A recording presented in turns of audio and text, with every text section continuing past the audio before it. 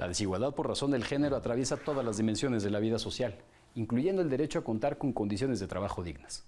Hoy platicaremos con la jueza Olga María Arellano Estrada sobre perspectiva de género en materia laboral. Acompáñenme, comenzamos.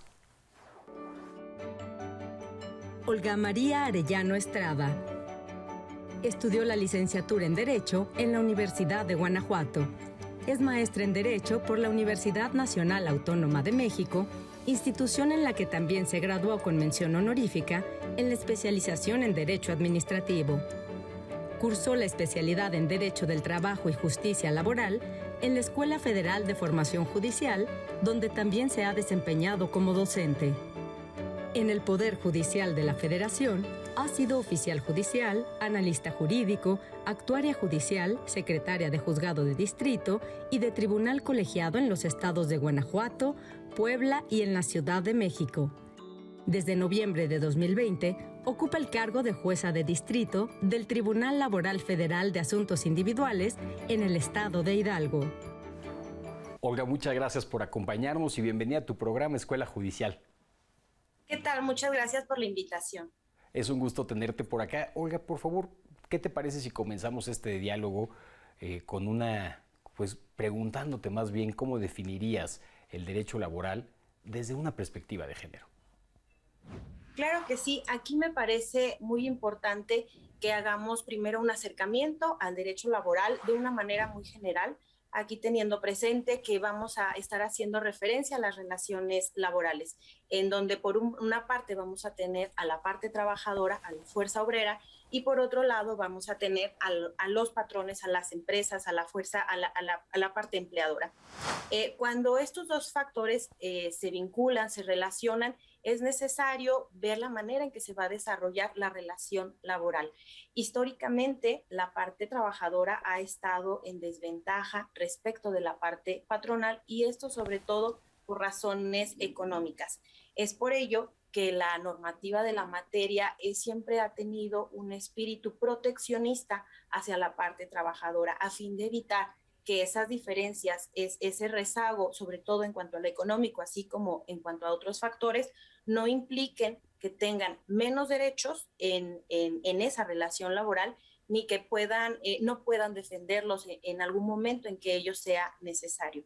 Ahora me refiero a la parte de la perspectiva de género, y aquí analizada, vista esta como un punto de vista precisamente en el que se incorpora esta cuestión de género como una categoría de análisis a fin de identificar la manera en que las diferencias sexuales, pero sobre todo los significados que se atribuyen a estas diferencias sexuales, impactan en la vida de las personas, en la forma en que se manifiestan, en la forma en que se desarrollan.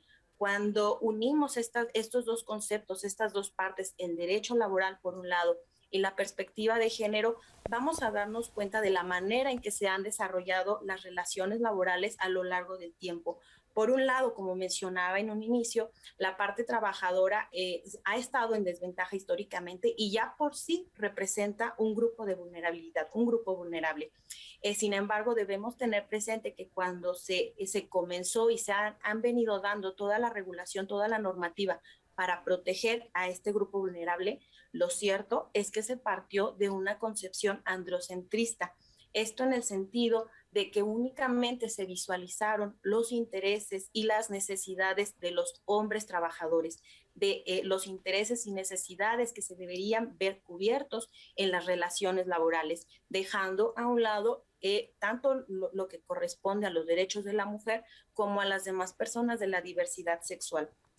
En este caso, hablando de perspectiva de género dentro de materia laboral, no es propiamente que se trate de recuperar espacios, en este caso para la mujer, porque nunca fueron diseñados para una mujer trabajadora, para la mujer trabajadora. De lo que se trata es de construir espacios para la mujer, y todo ello a través justo de la perspectiva de género y de destruir, de combatir los estereotipos de género a través de los cuales se van dando distinciones, se van dando diferencias y que producen un trato diferenciado de desventaja hacia la mujer.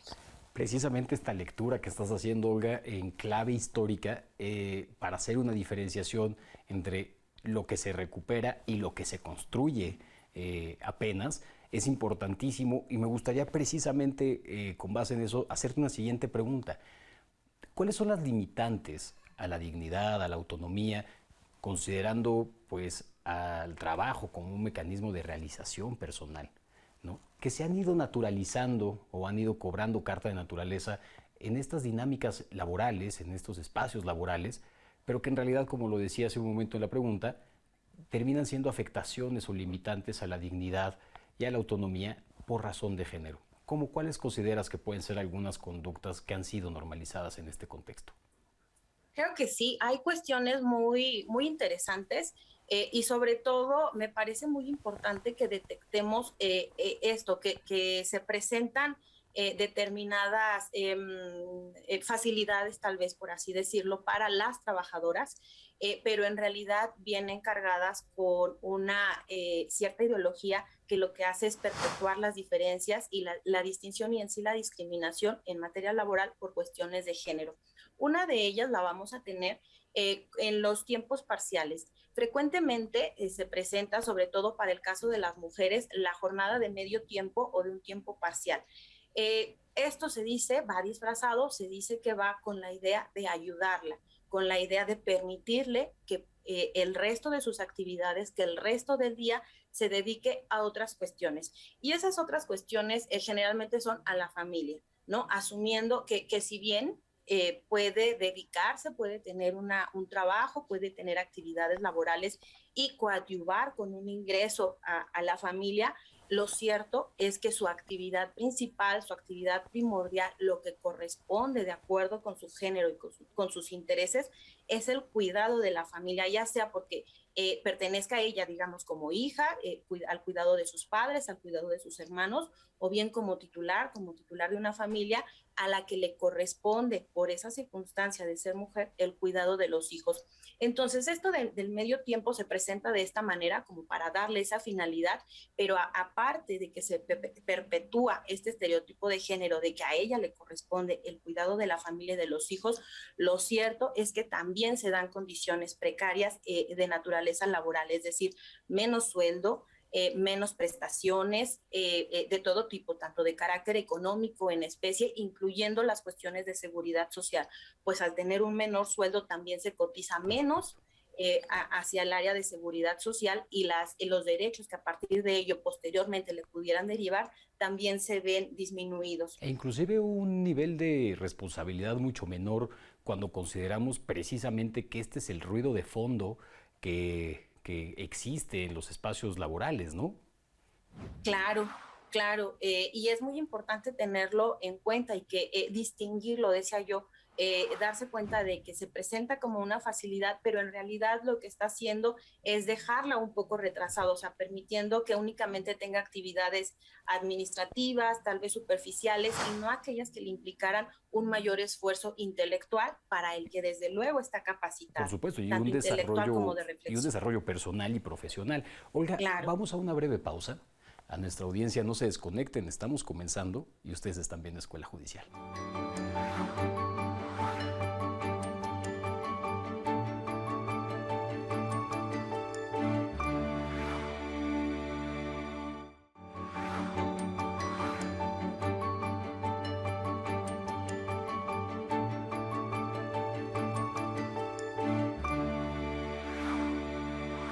Estamos hablando con Olga María Arellano Estrada, jueza de distrito de asuntos individuales en Pachuca, Hidalgo. Olga, hace un momento platicábamos precisamente la relevancia de leer a las dinámicas laborales y a la realidad laboral con una perspectiva de género. Históricamente, el gen del derecho laboral ha sido un gen social y precisamente después de leerlo en clave de una lucha de clases, comenzamos a leerlo en clave de una cuestión de desigualdad. Me gustaría escuchar desde tu opinión cómo podemos abordar la desigualdad laboral, ya considerando las afectaciones que en la vida de las personas tiene esta desigualdad, pero precisamente desde una perspectiva de género. Claro que sí, vamos a ver en materia laboral que efectivamente en estas fechas advertimos un campo muy grande de desigualdad. Esto tiene lugar fundamentalmente en virtud de la discriminación. En materia laboral la vamos a ver que existe igualmente, o sea, tanto de manera directa como de manera indirecta. Aquí de manera directa viendo cómo se da un ataque frontal, una agresión frontal a los derechos de las personas trabajadoras a fin que se basan sobre todo en las cuestiones de género, ¿no? Asignando, por ejemplo, actividades que se asume que corresponden por su género y que por tanto están en aptitud y en capacidad de llevar ese tipo de actividades, ¿no? Como por ejemplo de cuidadoras, tanto cuidadoras para menores como cuidadoras de personas de la tercera edad, procurando, prefiriendo, incluso poniendo en requisitos de contratación de que se trate de una mujer. Puede ser de una mujer enfermera, por ejemplo, o de una cuidadora o maestras de preescolar, entre otros rubros, ¿no? Donde vamos a estar viendo que preferentemente se contrata mujeres porque se supone que son sus actividades para las que se encuentran capacitadas, ¿no? Vamos a ver también que siguen existiendo requisitos estereotipados de contratación, justamente que se trate, por ejemplo, para recepcionistas, sobrecargos, que se tratara de mujeres con buena presentación, edad de 18 a 25 años, un determinado peso, una determinada estatura, es decir, un conjunto de características que se van atribuyendo a la mujer y que sobre todo la conducen a asumir que se trata de una especie de adorno, ¿no? De algo que se vea bien, que se vea bonito y para lo cual está capacitada, dejando, por ejemplo, las actividades industriales, las actividades intelectuales, las actividades de reflexión para los hombres, ¿no? Hasta considerando, por ejemplo, de manera sorpresiva, que una mujer se pueda desempeñar como ingeniera industrial, ¿no? Incluso desde la denominación.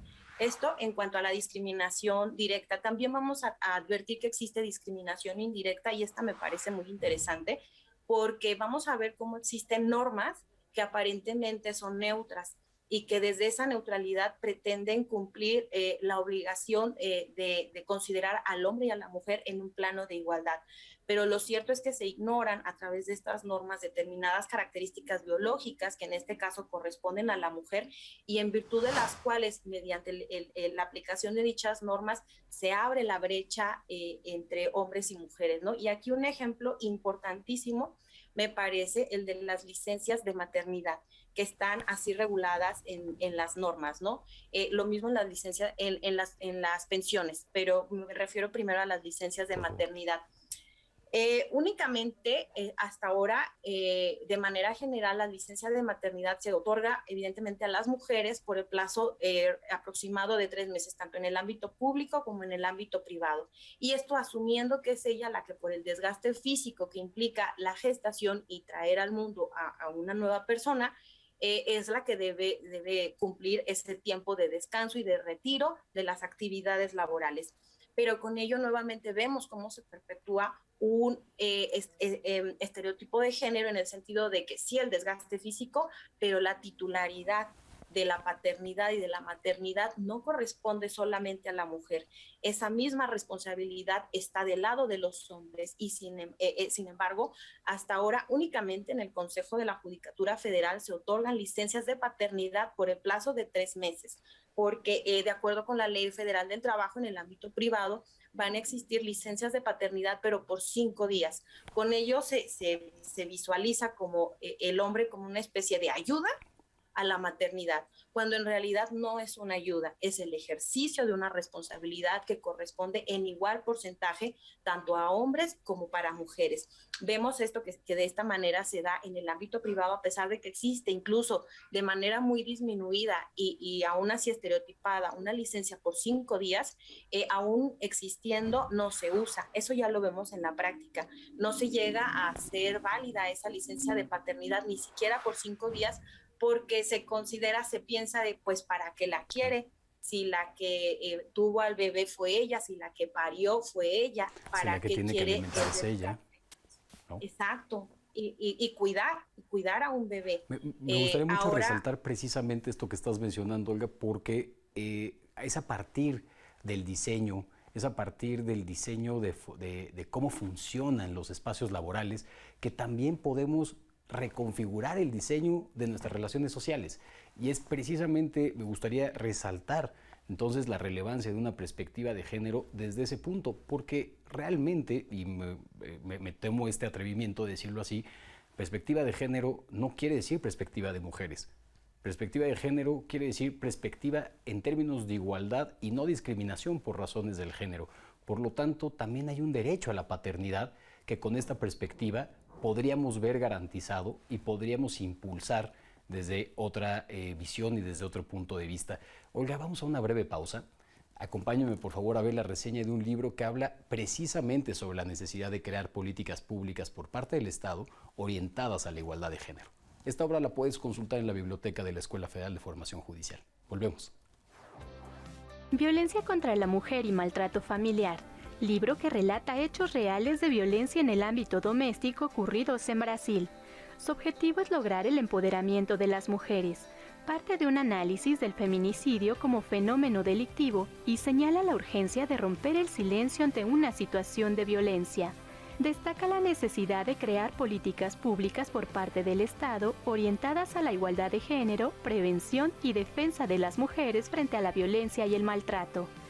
Aborda la Convención sobre la eliminación de toda forma de discriminación contra las mujeres, la Convención de Belém do Pará de 1994, la Ley María de la Peña por la defensa de las mujeres latinoamericanas y los órganos y mecanismos de denuncia de las Naciones Unidas para posibilitar el acceso a la justicia por parte de las víctimas. Consulta esta obra. Está disponible en la Biblioteca Felipe Tena Ramírez de la Escuela Federal de Formación Judicial.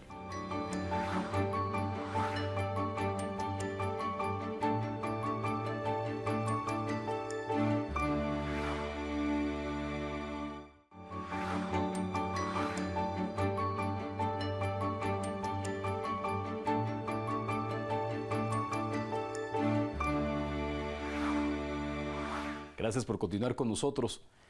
Olga, hace un momento platicábamos precisamente sobre la relevancia de no considerar solamente desde un ámbito neutral, ¿no?, a este sujeto o a este supuesto sujeto de las normas, sin considerar también cuáles son las diferencias contextuales, tanto sociales, históricas, económicas, pero también biológicas. Y es en ese mismo sentido que me gustaría preguntarte, ¿cuáles son las guías que tenemos precisamente desde el derecho laboral y desde la administración de justicia en esta materia para poder aplicar la perspectiva de género? ¿Existen estándares internacionales y nacionales que nos puedan dar una guía? Sí, claro que sí, contamos con los dos tipos de parámetros, ¿no? Si me permites, voy a hacer una remembranza muy breve, haciendo ver, a fin de hacer ver esta evolución, que sí, desde luego, es de incluir la perspectiva de género en el ámbito laboral, pero de una manera incluso aún más allá, de incluir la perspectiva de género en el orden jurídico y ver cómo esto ha costado trabajo, ¿no? Tenemos, por ejemplo, que a partir de 1954 fue que apenas se reconoce la ciudadanía plena a la mujer, ¿no? Posteriormente tenemos una reforma constitucional en 1974, en donde aquí ya se da este principio básico de igualdad entre el varón y la mujer, esto en el artículo 4. Y de manera muy importante también se reforma el artículo 123 constitucional en este mismo año, a fin de establecer, de quitar las prohibiciones que existían para la mujer para prestar sus servicios personales subordinados después de las 10 de la noche, así como en actividades que fueran industriales o que se consideraran insalubres o peligrosas tal vez, es decir, abriendo un poco más el ámbito en el que pudiera aceptarse y tenerse la presencia laboral de la mujer.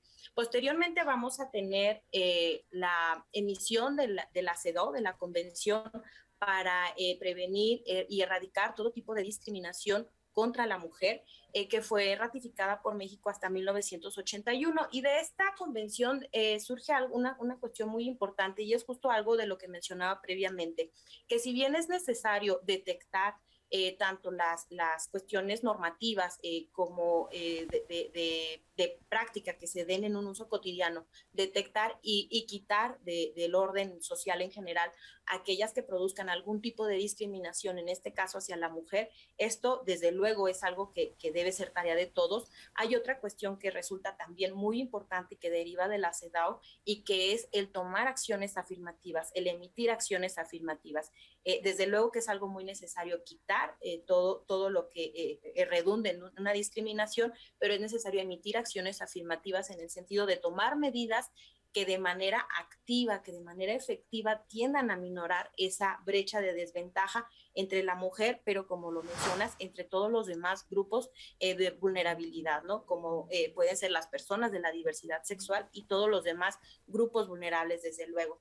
La Convención Belém do Pará también la tenemos, también ratificada por México hasta 1995, y tenemos también los convenios de la OIT que versan sobre estas materias, ¿no? De acoso y violencia laboral es el último que ha sido ratificado por México, esto en marzo de 2022, y esto a pesar de tratarse de un ámbito, de un factor que definitivamente nos exige atención a todos los participantes, a todos los intervinientes, tanto de las autoridades como de las empresas y de la misma parte trabajadora, para la defensa de los derechos que tienen que ver con este ámbito.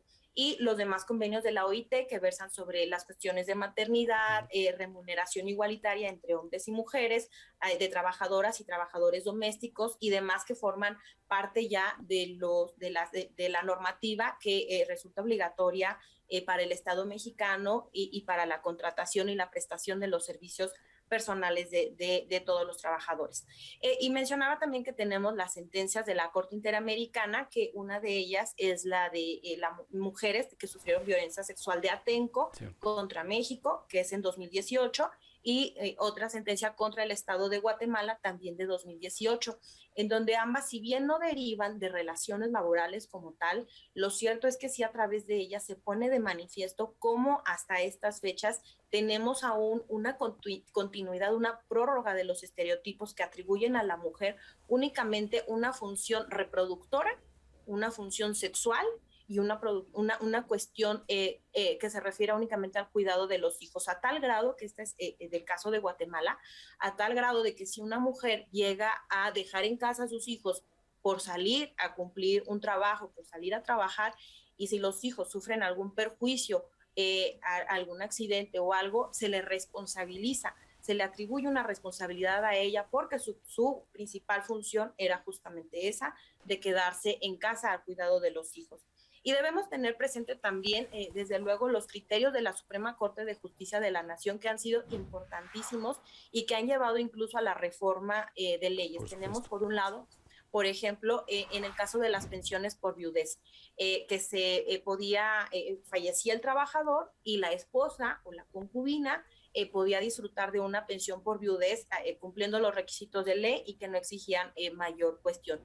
Caso contrario, si fallecía la trabajadora, se limitaba el otorgamiento de una pensión por viudez, ya fuera a su esposo o a su concubino, esto teniendo que demostrar una cuestión de dependencia económica, que no tuviera algún otro forma de manutención, cuando en forma inversa no se exigía. Y me gustaría mucho, perdóname, Olga, me gustaría mucho nada más resaltar fundamentalmente que estas decisiones jurisdiccionales, tanto de la Corte Mexicana como de la Corte Interamericana, son precisamente, como lo decíamos desde hace un momento, la forma de diseñar cambios precisamente en las estructuras sociales, cambios en nuestras formas culturales que van aspirando precisamente a la igualdad sustantiva. Olga, muchísimas gracias por habernos permitido platicar contigo para darnos claves que nos permiten entender esta materia amplísima, pero al mismo tiempo una materia cotidiana y que está cercana a nuestras vidas.